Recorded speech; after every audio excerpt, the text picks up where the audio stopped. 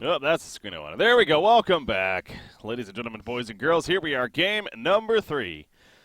Coming at you, our final game of the night here for the Dota 2 Champions League. I'm Breaky CPK, joined by Z-Rock once again. We got Cerberus versus Cloud9. Cerberus taking the second game.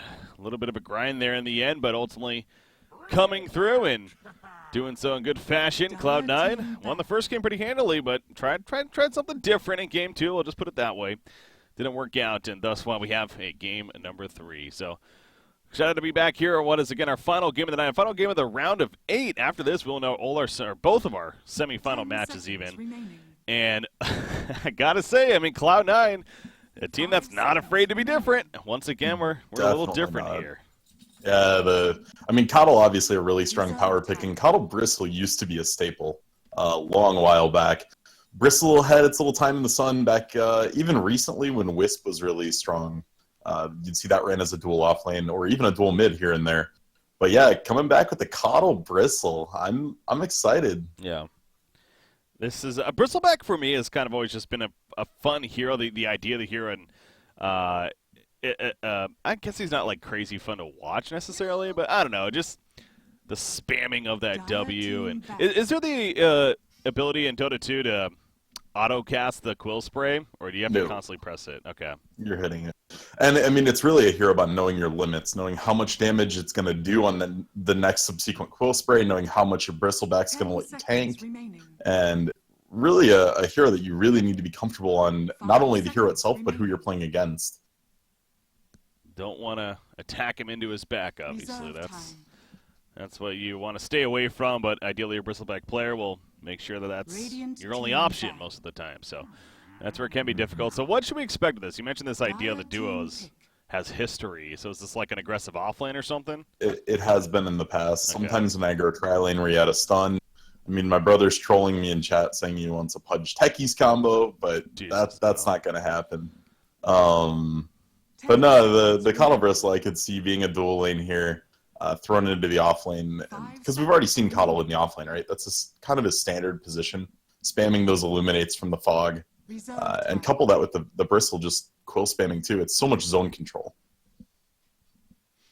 So we got that duo coming up, and possibly going to be that to be seen here, but we'll see how Cloud9 continues on with things. Shadow Fiend, Earth Spirit, going to be the combo for Cerberus so far, and I believe those were the duo of heroes in the last game that they had.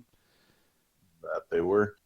Now, you have no actual stuns out of these first 2 picks, so you need to find some control, whether you're going to get that through your mid laner or your carry. One of your 2 cores really needs to have some of that. So you could go with something like the CK or the Sven, or you could go something like the Lina mid that we've seen come back a little bit.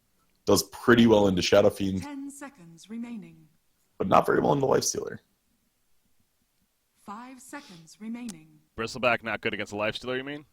No, if they would go like a Lina mid to counter okay, DS. sorry. Yeah. But it's interesting that they're willing to go with this Bristleback this early on. Knowing the Shadow Fiend went Shadowblade first last game. I get Silver Edge is more expensive. It's been nerfed to all hell, but Silver Edge into a Bristleback is crazy. I mean, the nerf wasn't that great. It was only, what, 250 pattern increase? Yeah, and then the patch before that, they nerfed what it does, and then so they upped the over cooldown time. in the patch before that, and Yeah. it's been minor nerfs here and there over and over. Wow, C9. Okay, so that's a lot of control out of their other support. That's an extremely versatile support that we've seen making a slight comeback, and to be honest, I think he's more fun to watch than Earth Spirit. Earth Spirit, good Earth Spirit's been entertaining in my opinion, but Tusk is up there definitely. 10 seconds remaining. He's on the. You have some big ice shards that can come out that trap people in, and that results in kills. So fun to watch. The Walrus Punch, one of the more animated abilities in the game, of course. Reserve time. Yeah, Tusk definitely is a entertaining hero to watch, no doubt, and as you say, good control that he brings. Well, I don't know how many other games you've seen him in other than the ones you and I have casted, but he's been so far ahead that they haven't really had to use Snowball defensively in any of the games we've done. Using Snowball to like pull a hero or 2 in right before a Requiem goes off is so fun to watch. Just seeing no one take damage, they're all sitting in that Snowball, and then it comes out. The defensive capabilities of that skill are insane. Yeah. There's a lot of versatility there, so But again, with 10 that pick though, seconds remaining. I guess okay. So Tusk isn't necessarily one that needs a lot of farm. He probably more so 5 just the seconds levels remaining. that he's really good with. So I was gonna say with him and Caudle wants that Ags. Like, is there gonna be a lot of farm to Reserve share this time. game? But again, Tusk maybe not necessarily looking for that too crazy. Oh boy. Dire team They're doing double. unique again. They're doing Cloud9. This is In a deciding game. So, I mean, this is them being confident in what they're doing here. Viper, definitely a lane winner, but the problem comes with, okay, well, laning phase is done. Now what does this hero do? And the 10 answer is usually seconds nothing. remaining. Is there like logic 5 for this pick here? I'm trying to remaining. think. So- I mean, Viper Strike's really, really dirty in the Lifestealer because it goes through Reserve Rage time. and slows his movement and his attack speed. So it's a way to kind of neuter the Lifestealer. And with this whole lineup from Cloud9, it looks like they're going to want to pressure early. They're going to want to be diving towers with Bristle, get a Vanguard up on him early, and just push down everything. So it's going to be very dependent on their early laning stage. They cannot afford to go 1-for-1 again like they did in Game 1 a little bit. they want to group up and push towers early on. Sounds Radiant familiar. team ban. Mm-hmm. Last game, I think we said that too. Yeah, they didn't really do it last game. I was yelling for 20 minutes. Like, this is your only time. This is your window. Go. So hopefully they recognize the timing's a little better in this game 10 seconds remaining. and really put the pressure on, I guess. And then the question lies, like, what's their last pick here? I'm surprised we didn't see a Drow Band out, just because it would be another thing to fit the style of draft, where they're looking to just be on the aggressive and run at them and push down all the buildings. You could go something like a Juggernaut as well, use Healing Ward for sustain. The problem with doing that then is Viper's about the only one that can safely hit buildings. Bristle, here and there, if you're way ahead, sure, can just be this massive tank you post up on the tower. But usually you need a decent range hero to do that, and I think a Drow would fit that a little better. Yeah, wouldn't really put it past them going to Drow at all. I mean, Ace definitely has history doing that. I know he likes to play Terrorblade as well. We've seen a couple of games with him on the Terrorblade there, so I'm wondering if that's maybe an option. Let's go through there. Timbersaw's another one, but it was banned actually by them. Never mind. I'm trying to think back to the qualifiers now. Even I remember him playing a bit of Timbersaw and Terrorblade 10 For seconds C9? remaining. for Ace specifically. Yeah, on C9. Mm-hmm. 5 seconds Yeah, remaining. Terrorblade would be way too slow with their current draft. Like, sure, they can get stuff done with the other four, Reserve time. but you're not going to be getting the stuns and support you need to really run something like a TB. At least I think it would be pretty terrible. Yeah, 45 seconds here remaining, so I'm going to spend a bit of the reserve time, if not all of it. Might as well. It's the last bit they have right Yeah. here. And Cerberus looking for an offlaner. They could take Centaur, they could take Slardar, they could... Wow, both I of don't know, those there's- left there's open. That's plenty of crazy. options. Yeah. Abaddon, too, made first ban in a lot of the games today Yeah. and still left open. They really do have options. Jeez. Abaddon I'm- actually seems strong here with the Aphotic Shield. It would be pretty good. I think they need a stun more, though. They're really lacking CC again. It's pretty much all our spirit. 10 seconds remaining. Both of these drafts, to be honest, really, really stun light. 5 So seconds TP scrolls, look to see those very early on in this game, because if you get ganked by somebody that's not named Earth Spirit, you should be able just to port out. They go with a core LC, or a safe lane LC even. I like it a lot. I really do. I think it kind of fills that gap in giving them some scalability. They have an option now if this goes later, while still giving them that press the attack, which is just nuts to have on like a Viper when he's trying to push a building. And yeah, there's the default. So we're gonna see an offlane slider finally. Yeah, it's been a while since we've seen that. Is that also, but could that be more of a, perhaps, would they maybe go safe lane, try to avoid the bristleback, and maybe send like an aggressive dual lane or aggressive tri lane even? Well, the problem is you don't want the Earth Spirit tied to a lane. You want to let him be able to roam, and that gets to be hard, because if you're trying to run like an aggro dual lane, it'd probably go okay, but it would just be Cloud9 TPing the other two bottom, like just switching the lane. So let's see some reaction if that's the case. All right, well, yeah, again, Caudle Bristleback, though, it does sound really annoying having to play against. But Yeah, I and a lot of guess- it's going to depend on the Earth Spirit. If he can get into Keeper early and 10 like seconds pressure remaining. him out, then the Bristle's nowhere nowhere near as strong. But if it's just going to be Quill Spray spamming in and then Lifestealer has to rage every time he hears an Illuminate go off, then the lane's going to be pretty difficult for Cerberus. I'm wary to say this, but I'm giving the edge to Cloud9 on the draft here, even with their oddball picks. Have faith in the Cloud9. Again, a team that goes off the edge a little bit. It's kind of funny how that first game was overall kind of standard stuff. I mean, Troll is somewhat unique, but not really. He has been seen more of lately. Even. But yeah, game 2 especially, and now game 3 even. In the deciding game, even losing the previous game here. So doing something a little different, but going to rely on Baby Nat on that Viper to have high impact, and also the offlane Bristleback with the Coddle. Kind of the unique things kicking in here. Here we go. Game number 3, our final game of the day, final game of the round of 8. The winner of this actually will play Penta. That's right, Penta, formerly known as Going In as the tournament started. So Penta waiting to see the results right here. The early ward's coming out. There's the block on the camp up at the top lane, the pole camp that is. Yep, C9 wants to make sure that camp isn't available. It definitely helps out their aggression in this lane. Are they going to safe lane the Bristle? Oh. It looks like it. Oh, yeah, Ace is playing it. Okay. So we were overlooking that the whole time. Well, it's because it doesn't really make any sense, but... Like, safe lane LC does fine against Slaughter. Like, that's not a bad matchup in any way.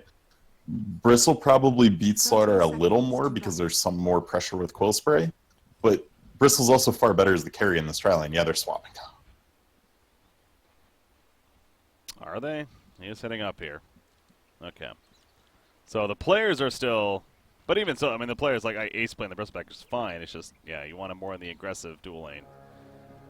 To go with the Coddle as you're getting at. Just that duo is so strong, and the LC sounds like he can manage his own just fine. Guess what is going to be an offlane Slaughter here. Yeah, they should roughly break even. Might be slightly Slaughter favored if Slaughter gets an early point in Bash and tries to right-click him a lot, but for the most part, it should be a pretty even matchup. So maybe they were just waiting to see what Cerberus were doing. Maybe this was the plan all along, just again, waiting to see where their lanes go, to be fair. Yeah, definitely could be. And here we go with the pull. Oh, we missed the one creep, though. Oh, no, we got it. He tracks it. Good old taunt. Just going to bring it on over. We're trying to bring it into the creep wave, but that's not going to work, so... They mistimed that, or I don't know if you can do that realistically? You can. Okay. Yeah, if he would have just ran it up to the creeps, it would have peeled off, but deciding it wasn't worth it, he's just going to post it up near his tower. This is all just a way to set the lane back. They're not so much thinking they need this early wave. It's just to put the lane right in front of their tower so Coddle's more dangerous. Tusk is sitting in the middle lane, meanwhile, protecting the Viper, but the Shadow Word being applied. And this is basically a tri-lane middle being ran by Cerberus here. As both supports are in fact, they're going to go in. The barrel wall does not connect, though, just out of range.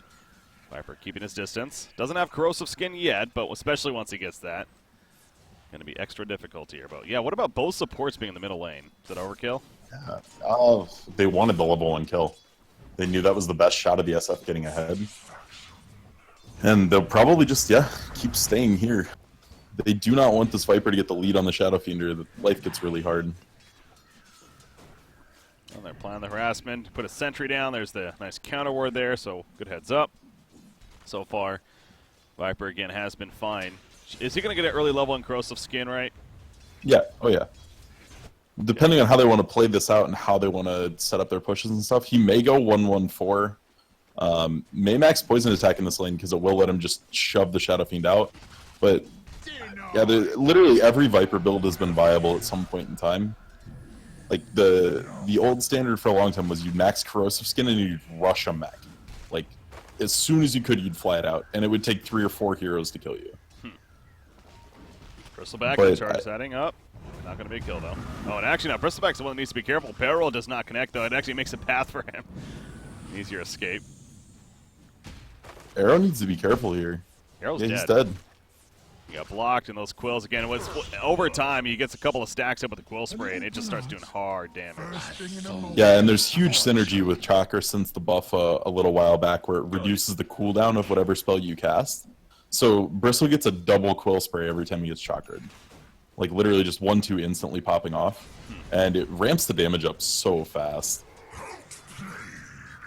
Well, the first blood in favor of C9. And wow, Noya misclicked. I didn't catch that. What was that about? They were trying to snowball in on the Shadow Fiend and he accidentally clicked the range creep. Oh. Bad player. Just kidding. You could maybe say that they thought they'd have the damage without the snowball, so they wanted to snowball the range creep and then ice shards the SF in. Because if SF just runs away, the snowball takes a lot longer to pop. Tried right there with the ice shards. Just out of range, though. So Hayes is starting to feel the pressure now, though. Obviously, he doesn't really have the supports here. As I say, that Warlock ports in and brings his bottle. So basically being the... So while no one's dying, look at bottom lane here quick. This is the difference of starting poor man's versus not. Look at the last hit differential. Jeez. And it's all because of the poor man's. Slardar can't trade last hits right now because of it. Yeah, he has like a 15 CS advantage at least right here. And almost a full level of experience, it feels like. So very, very good start for the LC here. Roam into the jungle from Warlock. Gonna get a little bit of information. Got a pretty aggressive ward down at the bottom rune spot. Invis rune, they're going to be bottled up by Hayes here on the Shadow Fiend. So we'll see what kind of play they can maybe make with this. He's going to use it right away, but probably not going to make too much of a play here. Yeah, no. This farm. I almost would have given the bottle to Earth Spirit for a little bit, because he was full after he bottled all the way up. Give it to Earth Spirit, let Earth Spirit bottle the Invis and use it for something. Snowball in. They're going to connect this time. Brings in Viper. A lot of attacks coming out. Now he has both supports here. Can they actually save him, though? The ice shards are down. He's going to be dying. Well, look at the turn kills, though. Fatal Bonds, enough to kill Tusk. And they get Viper as well. That's a beautiful turn, but don't think they are unless a barrel roll in 2 seconds. But Baby Knight, level 2 Corrosive Skin also kicking in. He's going for the turn kill himself, actually, and it will be enough. That Nether Toxin kicking in. Warlock needs to be careful, too.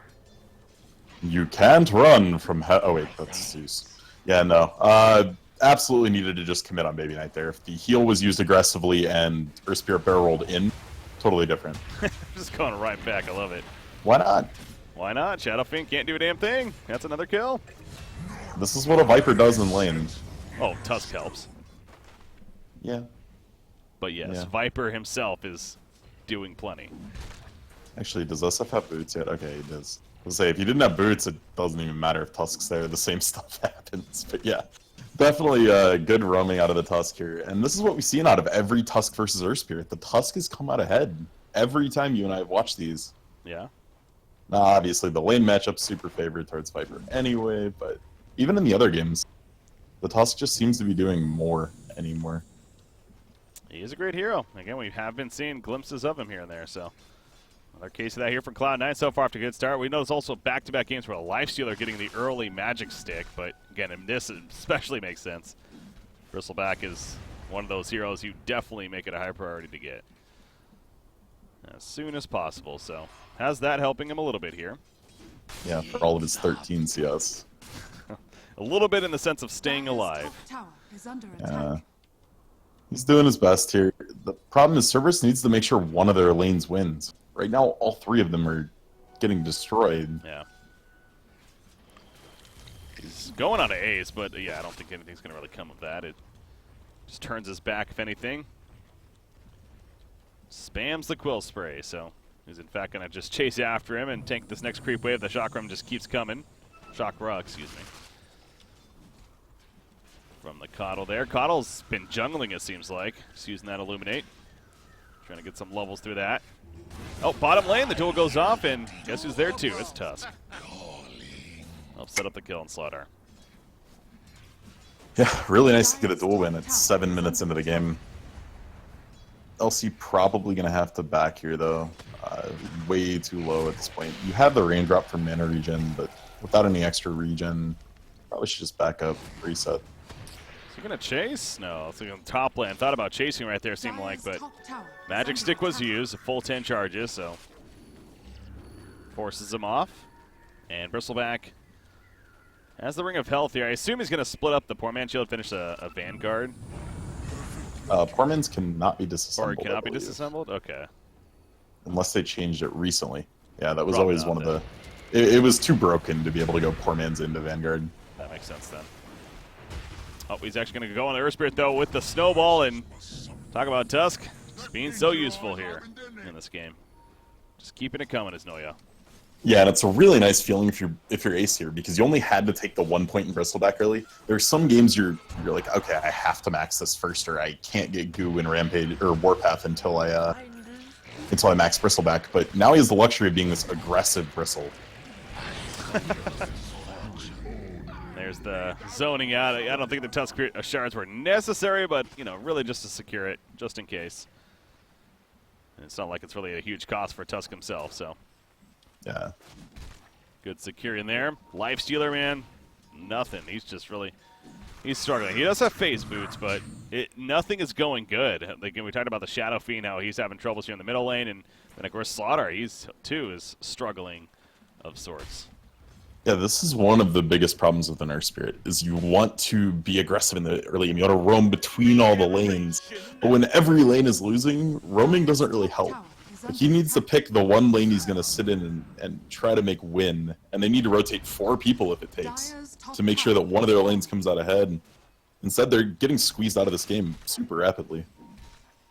So Bristleback, actually, did he get it? He had a bots queued up. And the courier, it is bringing out the bots here. So he's just going right into the bots for that mobility.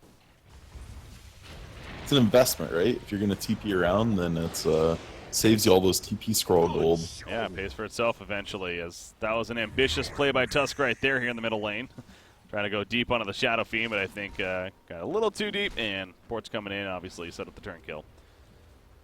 But Ace, he ports to the bottom line, making the use of that investment here.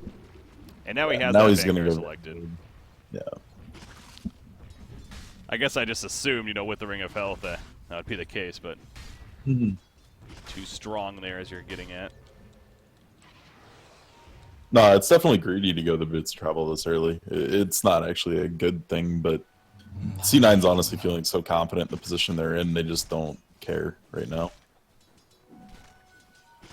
You always have the recall presence as well from the Cotto. At least when he's level 6, which is very soon. So he goes somewhere, pushes it out, and can get recalled into a lane with the team. Perhaps Snowball in a slot in the background. That Snowball lasting forever. Sets up the duel. Boulder Smash delaying may prevent the victory. Oh, at the last second. He just got the charges there. Literally the last instant of the duel. Yeah. Barely getting there. LC gets it, and that Blink Dagger is one step closer now. Yeah, and the hope here, the light in the darkness for Cerberus was Slaughter gets to a blink eventually, because he was still trading some farm with the LC. He wasn't being zoned out like this. And then your Warlock hits 6. And then you try to use Chaotic Offering and Fatal Bonds and a Blink Crush. And then you win a team fight. But the Warlock ult is so far away, level 4 at 11 minutes. Oh yeah, he's not been getting the best of levels. And then, as you mentioned with Slaughter, the Blink Dagger well off from getting it. Only 800 gold saved up, and he's not rapidly farming by any means. So there's an easy tier 1 tower push. No defense, understandable here.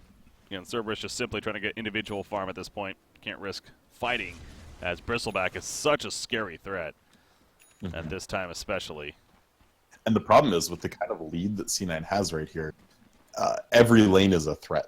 Like, you can't go just send Warlock top to go leech a little bit of experience, or he'll probably die to a duel. So while they would love to just get that 6 up by any means possible, they have to be very careful with where they position their heroes. How does Ace have enough mana constantly? I mean, I know what the Cotto, but Cotto hasn't been with him at this bottom lane this whole time. And Raindrop. Raindrop is a lot of mana regen. Okay. Like, he's at 2.3. And the one thing about Bristle, he starts as one of the dumbest heroes in the game. One of the lowest in base ints in the game. His int growth is better than some int heroes. So every level he gets, he's getting a lot of mana, a decent amount of regen. Like, it's 2.8 or something? Yeah, 2.8 per level. Damn. So yeah, he's just, eventually the mana pool ramps up a lot.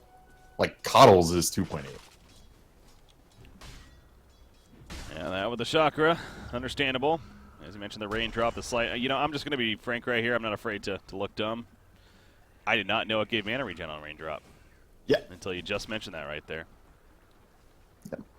No, I wouldn't be it's, surprised if there's viewers out there that didn't know that as well. Oh, I think there's a lot of people out there that probably don't know it, or read it in the patch notes and know it's a thing, but don't realize how impactful it actually is. Just looked over it, yeah.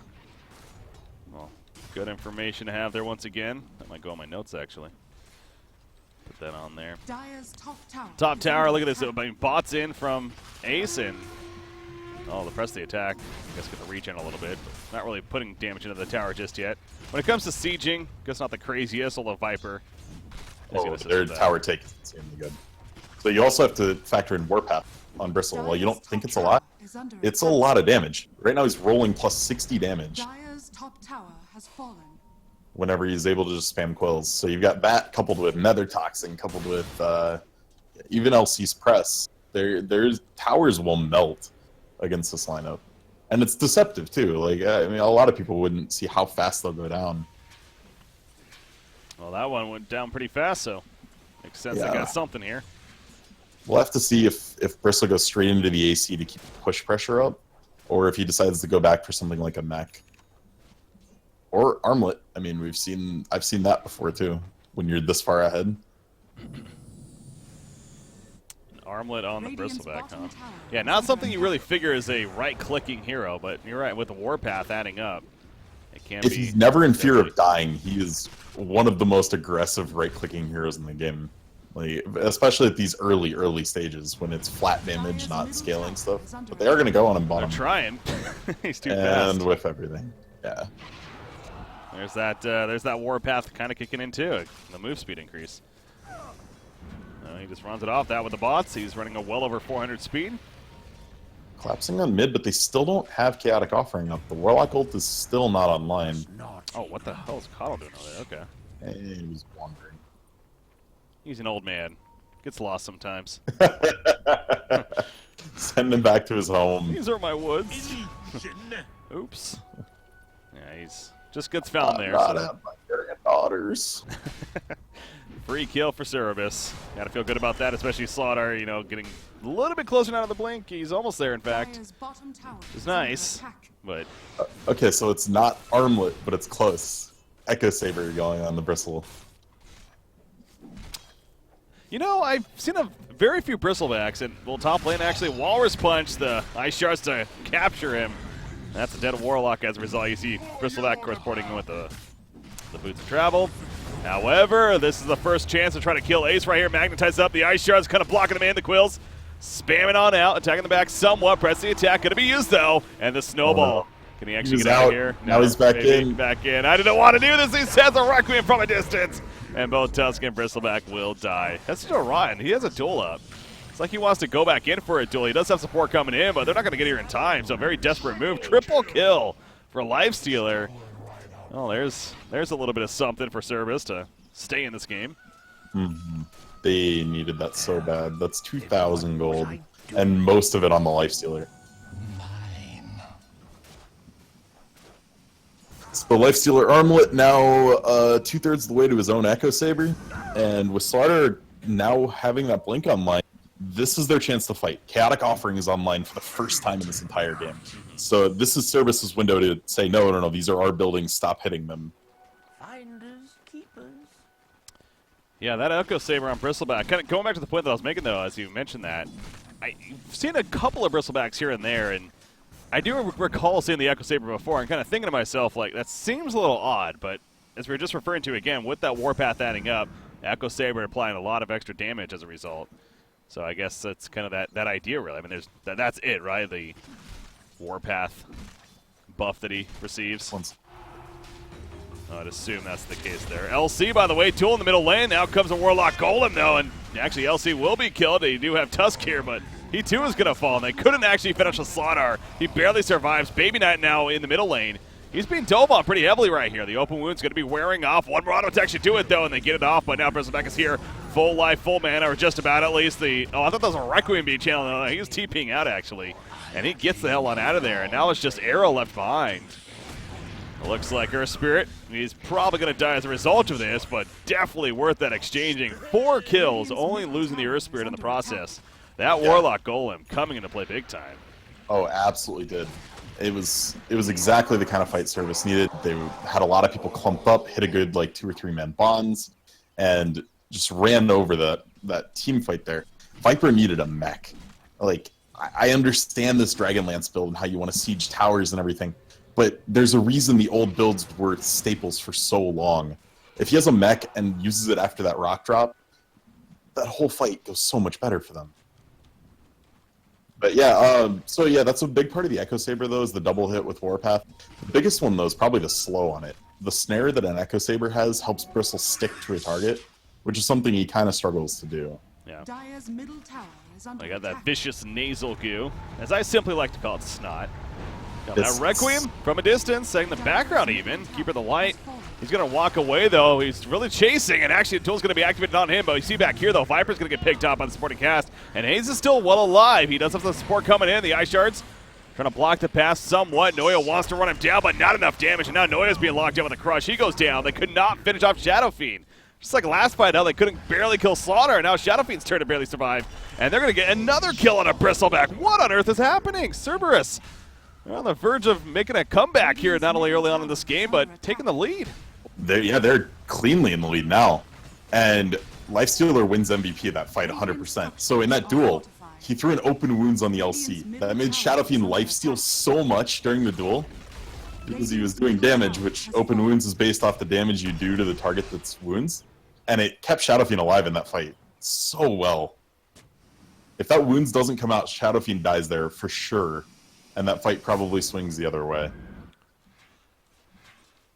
Is this a fault of Cloud9? I mean, are they doing something right? I mean, they're pushing towers. Yeah. Unlike the previous game, they actually are doing objectives, it feels like. Viper didn't buy a mech. I mean, That's the it is huge. Like, so many teams anymore forgoing mech in the early game, not understanding that heal and the armor it can provide are the difference maker in a lot of these early game fights. And, you know, even Coddle could have bought it at this point. He had enough gold and opted to go for the Ags.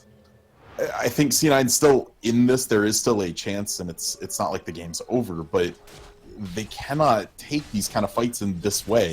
If they're going to not buy a mech, they need to be splitting the map and pushing in groups of 2s and 3s to try to make the chaotic offering used less impactfully. Like, if Warlock's going to be able to hit 3 and 4-man ults and you're going to have 5 heroes there, it's going to be a nightmare. Radiant's Yeah. bottom tower is under attack. Noya's trying to pick up the Hannah Midas here. We did talk about it in the earlier series. I mean, that with a level 10 talent, he's going to really get levels as a result of that, so it seems like a solid choice. But again, the idea of lacking the auras in general here on this Radiant side could be of a concern. They're going to try for a Roshan kill, though, and they are not seen doing this, so this should be a free kill. They're not reacting whatsoever on the side of Cerberus here. Yeah, viscous nasal goo reducing Roche's armor coupled with the nether toxin makes it so it's doable for sure. It's not the quickest Roche in the world, but Oh, is it viscous? I don't know. Viscous? Song has fallen. Vicious is what I went with, but I guess that makes more sense. Anyways, they're going to jump on a Bristleback. Chaotic offering coming out. That magnetizes a lot of spread damage with the Fatal Bonds. AC's tanking quite a bit, though. Down goes Zer Spirit. And now Ace over. Oh my god, the auto attacks are coming in. He dies. And Viper in the midst of it. Again, he's going to get caught. He goes down. Requiem timing was perfect as soon as Ace comes out. Now they do lose another. Those quills are doing plenty of return damage, but the core is staying alive. That's the big case. Both Hayes and TA2000 remain alive. They get the Aegis used immediately. And they even have a shrine to pop right back up here. Yeah, if LC had 150 more gold and had the blade mail on him, that fight, again, could be won. You just grab one of the 2 cores and blade mail. But not getting that opportunity, he didn't even get the duel off in that fight. Viper didn't Viper strike anything. Like, it's just, they have the tools to take this game, but they're not putting themselves in positions to use them.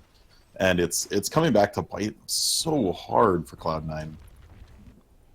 It's looking sloppy. It is, and it's there's that idea that I know we were even kind of talking about this a little bit in between the last game, especially. It's like, does Cloud9 real? It's not like Cloud9's like all in on winning this tournament. It's not like the biggest deal ever for them, but you lose a game to an unknown team in Cerberus, and if you possibly lose a series and with sloppy play, that's got to be of a concern moving forward, and you should be taking every single game at least somewhat seriously, somewhat competitive. And I'm not saying that they aren't taking it seriously, but they are playing sloppy, and it's not looking good as far as their team has a reputation here. Now they're going to try to go for a turn kill on a Shadow Fiend. They got the kill obviously on a Viper prior to this, but Shadow Fiend will be picked off. So nice turn, but now Noya, he's in a bad spot. Ace has his back turn. Going to be caught in that snowball. Trying to help him get away. The magnetizes up though. Noya tick down on the Earth Spirit. Ace is going to keep running with that Corrosive Haze on him, but he should have the distance to be fine at least. But 3 for 1. They lost Shadow Fiend. Still numbers advantage for Cerberus. I don't know why I keep messing up that name. Cerberus, I don't know. Cerberus. Ace is actually still might be dead. Oh, yeah. Oh, he came back in thinking that it was safe, and it was a trap all along. Yeah, this Bristle build is good and feels nice when you're ahead, or when you're supposed to be the primary source of damage for your team. But when him and Viper both built damage-heavy builds, Viper went the Dragonlance Maelstrom, Bristle went the Echo Saber SNY. Neither of them are as tanky as you kind of have the mental thought that they're going to be. Like, you'd expect Bristle to have a hood and, you know, AC or something like that, where he's just super hard to kill. And then the Viper, I mean, I'm used to seeing Mech Pipe as a standard. So both of these heroes just so much squishier than, I guess, the mental image I have that they should be. Radiant's bottom tower has fallen. Yeah, the Maelstrom choice, the Saint Genyashi, as you mentioned. So get to see Saint Genyashi again, and it's Troll Warlord, kind of the other hero that we expect to see it on. But they're going to find another Viper kill, it looks like, unless Blinding Light can do enough right here. In fact, Coddle's, if anything, going to distract them, and he'll be the kill. But now the chase continues. Baby Knight, he is still in trouble. You see the port out from Earth Spirit. I think the Viper Sting was used on him, that's why. Or the Viper Strike, even. And yeah, the supporting cast comes in, of the team that is, and they do finish the job. And now Shadow Fiend, he's chasing after, oh my god, that damage. Nearly two-shot Noya right there, but they eventually will get the kill. And he goes in with a snowball, only to fall to his death, though. And the tower kill on top of that. This net worth lead is now in favor of Cerberus here. And the experience has always been well in their favor. C9 had this so well in hand when the Warlock was kept down as well as they did. Warlock took so long to get sticks. Every building was getting swept.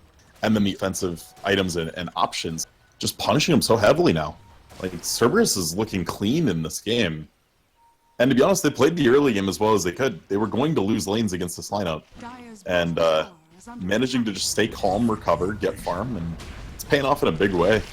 Oh no, they're going to find another chance on an ace right here again. Speaking of being tanky, but they really just have so much amp damage. Obviously, Lifestealer in general is decent against the likes of a Bristleback too, and he has that Desolator with the Corrosive. God, yeah, Desolator now picked up -7 on top of Corrosive Haze, at least level 2, almost level 3 actually. So once it gets level 3, that's going to be 27 minus armor, as long as that Haze is up with the Desolator auto attacks going in. You look at the armor of Bristleback; it's only 10 right now. And Shadow Fiend's presence too. And then there's that. What does that even do? 8? 6. 6 even. Okay. Yeah, this is going to what you're saying earlier, deceptively tanky. You're on this Radiant side, not so much even. Yeah, it really just is coming back to that. The Bristle, as you said, has no armor against a team that a lot of their damage is in minus armor and right clicks. Radiant structures are fortified. Well, the bottom secondary tower going to be pushed in. Cerberus. I feel like we've been down on C9 quite a bit, but we really should be looking at the side of Cerberus as well, and just oh yeah, and that's what I was trying to say at the very end before that little pickoff started. Is they played this early game as clean as they probably could. They were going to lose, and they going to lose lanes, and the fact that Starter still made it to a blink reasonably well, and then Warlock using that first ult how he did. They've taken great fights. Yeah, middle lane fight doing a lot of work, and now you have the AC coming along for Lifestealer. Has 3,300 gold saved up, the AC in full queued up, so that's another source of minus armor, as well as just attack speed and just the aura that it brings in general, of course, going to be outright powerful for this side. Shadow Fiend, again, he talk about both of these items getting that nerf in the patch as of yesterday, yet he manages to farm them just fine. And now the BKB coming up, too. Excellent line for him, so he's going to be able to withstand good source of damage as well as crowd control in these upcoming fights. I am lagging a little bit on my end, so it seems like it's picking in and out. Oh, they found a kill, by the way, onto Slaughter, and now they're going for Lifestealer, but that's going to be a turn kill onto the LC. Lifestealer took a lot of damage over the blade mail. Pause coming out. Good old DC from Kato. Yeah, I'm having a couple of lag spikes here. I look fine now, but I do start cutting out. Anyways, Yeah, I mean, good little skirmish to take there. DLC unfortunately was forced to duel the Slider, otherwise he would have just gotten amped and stunned out by Slider, and there was a possibility that Lifestealer would have made that a disaster. But they end up grabbing both just for the Legion. So a good start to the fight for them. It is daytime. Coddle's Ags is online, so Illuminate will be slamming heals down on the board here. I'm looking at this Earth Spirit right here at the close-up. Yeah. It just looks hilarious. It's great. Good old barrel roll. I keep calling it barrel. I know it's called rolling boulder, but barrel roll is just so much funner to say. More fun to say. All right, here he goes. Gonna complete it. Boulder smash on through. And the buyback on Lifestealer. Chaotic Offering comes out. The Fatal Bonds are up as well. So great spread, though, on the side of C9. They're making them choose. Ace going for the TP. The auto attacks. Oh, almost enough damage. They do pick off Arrow in return. Now the Mana looking at Lifestealer. He pops the Rage, though. Baby Knight, he's in a bad spot. He's probably going to fall right here. Yeah, easy kill onto him. So they did not get Ace on the Bristleback, but they do find Viper. That was a buyback, remember, but turns out to be worth it. Yeah, marginally. I mean, they spent a lot of gold doing that, so if they don't turn it into an objective, it's not worth it. But we'll have to see if C9 can find any more traction. And so the AC is going to be delayed a little bit here for the Lifestealer. So now Bristleback, he is working on his own AC as well as that Blade Mail now finished. So that armor will start kicking in a little bit here for Bristleback finally, which is nice to see. But yeah, Viper's still committed to just instead more of this right click here. Yep. And Double Midas up and running on the Dire side here. Tusks is still in his quick buy, and it's not really any closer than it was 9 minutes ago. 10, 15 minutes ago? Forever. He has made no gold. He just keeps dying. Who has the second? Oh, there we go. Slaughter. Slaughter and Warlock, okay. Mm-hmm. Yeah, he's almost level 18, like I mentioned, so that Corrosive Pay is going to be up to minus 20 armor now. Once he hits that point. It's so funny how like normal it is to say now the level 3 ultimate at level 18. Yeah. Just like 3 months ago, it was always, for the longest time, it was, what, 6, 11, 16? Yeah, it's still a little weird to me. Yeah. Oh, Viper. This has just been a brutal game for Viper, man. After that early, very successful laning phase, it's just gone completely downhill for him here. And that's the risk you run into. I mean, you're paper against this lineup right now. And that pick is actually so important because Viper's Death Timer is basically the exact cooldown of Chaotic Offering. So now Cerberus shouldn't feel scared. Oh, cool in mid though. It's an easy kill on Warlock. Good find. Get some nice charges up. We have Viper still 20 more seconds before he's back up, so that farm. They continue to struggle. Oh, and they find a chance here on the Coddle at least. That should be a kill on him, and now Noya's in trouble. Has a snowball. Good luck getting out of there, though. They go right on into a trap. Double kill for Hayes. And Roshan's going to be up in a very short time here, so if they just stick around. Unfortunately, they don't. 10 seconds. Use the illusion. Use the illusion. Come on. Oh, boy. Oh, they're going to miss out for the immediate timing. Now, it also comes down to the fact that if Cerberus they have Roshan warded up really well with that high ground vision on the Radiant side, they would rather counter-engage into the Rosh Pit than actually take it themselves. They'd rather win a fight in the Rosh Pit, and with Warlock ult and Crush, can absolutely do that. Home Bristle. Bristle gets caught again. He was trying to fire him up his own jungle a little bit, but Earth Spirit doing the job of leading the way in and left lockdown and keep them in place. And this Shadow Fiend is hitting really hard as well with his right Silver click. Edge is just ruining this Bristle right now. Yeah, that's such a so that completely makes it so that his Bristleback, right? The ability that is, the whole side damage and the back damage, it doesn't do anything. Yeah, and since he didn't opt for any real tank items on the Bristle other than the Vanguard, extremely squishy. I mean, he's essentially just the same as any other Lifestealer CK, like strength carry, which is, to be fair, not that tanky. We mentioned the second pick Shadow Fiend. I think they got a second this game. It was after the Bristleback. They got the Coddle Bristle, and then they responded with the Shadow Fiend. Maybe that was part of the reason, the thinking, too, that they wanted a good Silver Edge option in the Shadow Yeah. Fiend. Yeah, that's reasonable. So thinking back on the hindsight there. And then that's why I was saying I was surprised that C9 left a Shadow Fiend in, knowing he went Shadow Blade first item last game. Oh, that And then still chaotic took the Bristle. offering on 3 heroes in the background. This That's is game. cleanup. It very likely could be. Bristleback's up in 5 seconds. They're at least going to get middle tower and the racks here. I mean, LC, I mean, they have buybacks on both Viper and Coddle, which you'd figure if they go for another set of racks, they probably will. Radiant's middle barracks Some overwhelming is odds there. fallen. There we go, the Viper buyback, and now Ace in the midst of it, but Hayes, he gets 4 staffed out. He's about half life currently. They get the turn count. LC, though, that's staying dead, in fact. And now Bristleback is going to die once again with no buyback. Cerberus might have just done it. Taking out C9 here in the quarterfinals. So, I mean, experimental drafts 2 games in a row from C9, and extremely sloppy play on the back of that.